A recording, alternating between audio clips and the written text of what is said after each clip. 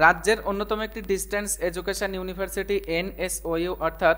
Netaji Subhash open university থেকে যে সকল ছাত্রছাত্রীরা তোমরা যারা বিভিন্ন সাবজেক্টের উপরে পোস্ট গ্রাজুয়েট কোর্স করছো অর্থাৎ পিজি কোর্সে তোমরা যারা পাঠরত আছো, তোমাদের সরাসরি কল অথবা এসএমএস এর মাধ্যমে তোমরা যারা আমাদের কাছে বিভিন্ন বিষয়ের উপরে যারা কোয়েরি সেন্ড করে থাকো, তো তোমাদের মানে কোয়েরিজের উপর ভিত্তি করেই কিন্তু আজকের এই আলোচনা পর্বে আমরা তোমাদের যে কোয়েরিটা ছিল, মূলত তোমরা জানো কিন্তু গত 21 তারিখ থেকে তোমাদের যে পিজি অ্যাডমিশন এবং স্টুডেন্টশিপ রিনিউয়াল সেটা কিন্তু চালু হয়েছে এবং এটা চলবে আগামী মাসের 21 তারিখ পর্যন্ত। এই সমস্ত ছাত্রছাত্রীরা তোমরা যারা ওল্ড স্টুডেন্ট আছো, তোমরা যারা মনে করো কোনো পেপারে এনসি এসছে তোমাদের পার্ট 1 এর এক্সামে অর্থাৎ নট ক্লিয়ার্ড বা এক কথায় ফেল করেছো মনে করো, তো সেই পেপারটা আবার তোমরা সাপ্লিমেন্টে এই ইয়ারে পরীক্ষা দিতে চাও, অথবা কিছু মানে ছাত্রছাত্রী তোমরা এমনও আছো যে আগের ইয়ারে শুধুমাত্র অ্যাসাইনমেন্ট কমপ্লিটেড ছিল কিন্তু থিওরি এক্সাম তোমরা দাওনি, তো সেক্ষেত্রে তোমরাও চাইছো যে এই ইয়ারে তোমরা ইয়ারটা লস না করে ওই মানে যার যে কটা পেপার আছে নির্দিষ্ট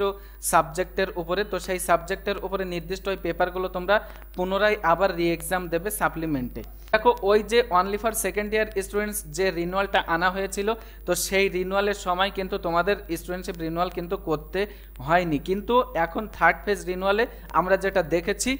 তোমাদের জন্য কিন্তু ওই 600 টাকা দিয়ে যেটা স্টুডেন্টশিপ রিনিউয়াল এটা কিন্তু অবশ্যই করতে হবে, না হলে কিন্তু এবছরও তোমাদের ল্যাপস যাবে, অর্থাৎ তোমাদের পরীক্ষা কিন্তু তোমরা দিতে পারবে না। এবার আসি, যে সমস্ত ছাত্রছাত্রী তোমরা যারা মানে রিনিউয়াল করছিলে, তো সেই সময় কিন্তু তোমাদের ইএসএলএম এবং বোথ অপশান ওখানে কিন্তু ছিল, তো সেক্ষেত্রে তোমরা জানতে চাইছিলে যে দাদা আমরা কোন অপশানটা আমরা সিলেক্ট করব। তো দেখো, এখানে তোমরা যদি ইএসএলএম সিলেক্ট করো তাহলে কিন্তু তোমরা সেকেন্ড ইয়ারের জন্যে তোমাদের যে সাবজেক্ট আছে, তো সেই সাবজেক্টের উপরে যে কটা পেপার তোমাদেরকে পড়তে হবে পার্ট 2তে, এবং তার উপরে ইউনিভার্সিটি যে কটা বই আকারে প্রদান করবে, মানে পার্ট 1-এ যেমন স্টুডেন্টদেরকে কলেজ থেকে যে বই প্রদান করেছিল, তো সেই বই তোমাদের কিন্তু যদি তোমরা ইএসএলএম অপশানটা মানে সিলেক্ট করো তাহলে কিন্তু তোমরা কলেজ থেকে কোনো হার্ড কপি পাবে না। তার মানে তোমাদের